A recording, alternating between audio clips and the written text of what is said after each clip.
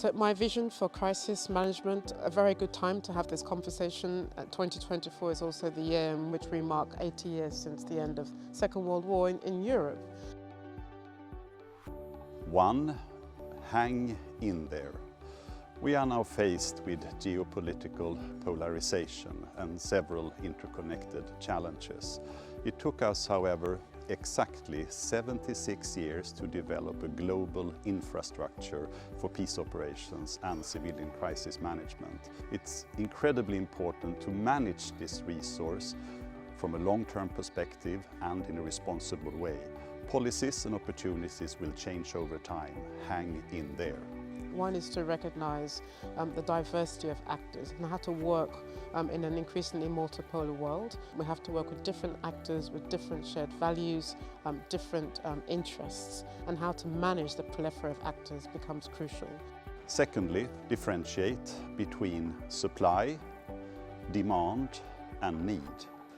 Right now, there is a reluctance among member states of the UN and other organizations to supply the resources necessary for peace operations and civilian crisis management.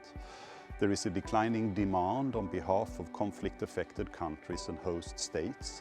They have discovered, under the geopolitical tensions, that it's not a particularly high political price to get rid of the international presence. If they can operate and facilitate for their interest without a value-based, demand-driven international presence, a UN operation and/or an EU operation, and operations run by other organizations, they have opted for that possibility instead. Last year there was a recorded 59 armed conflicts in the world. 8 of them are defined as wars. The rest are low intensity or very serious internal conflicts. The need is on a record high level, therefore our commitment, our dedication is crucial. The second point I think is that we're in an era where we have to muddle through. The era of grand peace deals I think is behind us, the kind that we got in 2016 with Colombia. Right now we have to find ways of searching for opportunities and wrestle with the fact that what we get may be ugly peace deals. Diplomacy and peacemaking has become more complicated because we are living in a multipolar era. And for that reason, I think we have to be more innovative and look very carefully for opportunities, no matter how slender those opportunities are.